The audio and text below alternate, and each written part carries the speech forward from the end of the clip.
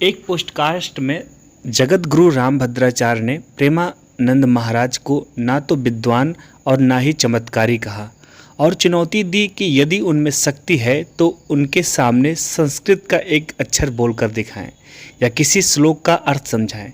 इस टिप्पणी के बाद विवाद बढ़ गया, जिसके चलते रामभद्राचार्य को स्पष्टीकरण जारी करना पड़ा। तो आज हम साथियों हेलो नमस्कार जय हिंद, मैं विकास पाल और आप सभी साथियों का विकास आरंभ में बहुत बहुत स्वागत करता हूं। आज हम इस विषय में रामभद्राचार्य और की प्रेमानंद महाराज पर टिप्पणियों पर बात करेंगे तथा विवाद बढ़ने पर रामभद्राचार्य के स्पष्टीकरण पर बात करेंगे तथा विवाद का कारण। इन तीनों विषय पर विस्तार पूर्वक बातें करेंगे। अगर आप अंत तक बने रहें तो बहुत सारी चीज़ें जो नई होंगी और आपको सीखने को मिलेगा।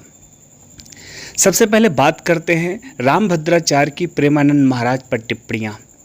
न विद्वान हैं न चमत्कारी हैं। एक इंटरव्यू में रामभद्राचार्य ने कहा कि वे प्रेमानंद महाराज को ना तो विद्वान मानते हैं और ना ही चमत्कारी। उन्होंने प्रेमानंद को एक बालक के समान बताया और कहा कि असली चमत्कार वह है जिसे शास्त्रों का ज्ञान हो। संस्कृत में चुनौती। रामभद्राचार्य ने प्रेमानंद महाराज को चुनौती दी कि वे उनके सामने संस्कृत का एक भी अक्षर बोलकर दिखाएं या उनके द्वारा कहे गए किसी श्लोक का अर्थ समझाएं। उन्होंने कहा कि जो व्यक्ति शास्त्रों में पारंगत हो वही चमत्कारी होता है, ना कि वह जिसका जीवन डायलिसिस पर चल रहा हो। लोकप्रियता तथा क्षणभंगुर बताया।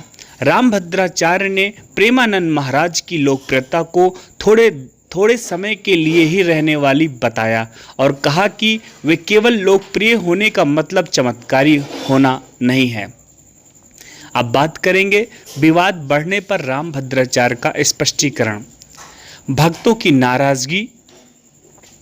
रामभद्राचार्य की इस टिप्पणी से प्रेमानंद महाराज के भक्त और कुछ अन्य संत समाज में नाराजगी फैल गई। कई लोगों ने रामभद्राचार्य के बयान को अहंकार से भरा हुआ बताया और प्रेमानंद महाराज को बचाव किया और जिन्हें बहुत सम्मान दिया जाता है। सनातन धर्म की एकता की अपील। विवाद बढ़ने पर रामभद्राचार्य ने स्पष्टीकरण देते हुए कहा कि उनका उद्देश्य सनातन धर्म में फूट डालना नहीं है। उन्होंने हिंदुओं को एकजुट होने का आह्वान किया और कहा कि वे प्रेमानंद महाराज से कोई द्वेष नहीं रखते।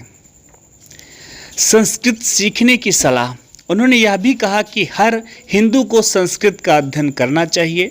उन्होंने यह टिप्पणी किसी एक व्यक्ति के लिए नहीं बल्कि उन सभी के लिए की थी जो बिना शास्त्रों का ज्ञान लिए संत बन जाते हैं। अब हम लास्ट में बात करेंगे विवाद का कारण। योग्यता पर सवाल। रामभद्राचार्य ने प्रेमानंद महाराज के ज्ञान और चमत्कारों पर सवाल उठाकर यह विवाद शुरू किया। उनका कहना था कि केवल प्रसिद्ध या चमत्कारी माने जाने से कोई विद्वान नहीं बन जाता। आध्यात्मिक श्रेष्ठता की बहस। इस विवाद ने संतों के बीच आध्यात्मिक श्रेष्ठता, योग्यता, लोकप्रियता जैसे मुद्दों पर एक बहस छोड़ दी है तथा जिस पर संत समाज और भक्तों के बीच अलग अलग विचार देखने को मिल रहे हैं। तो ये सारी टिप्पणियाँ थी, ये सारा विवाद था, जो विषय था मैंने आप सभी को विस्तार पूर्वक बताने का प्रयास किया है। आई होप चीज़ों को आप समझ रहे होंगे। मैं चाहता हूं कि 2-4 टिप्पणियां आप रामभद्राचार्य तथा प्रेमानंद महाराज के बारे में मुझे कमेंट बॉक्स में बताएं।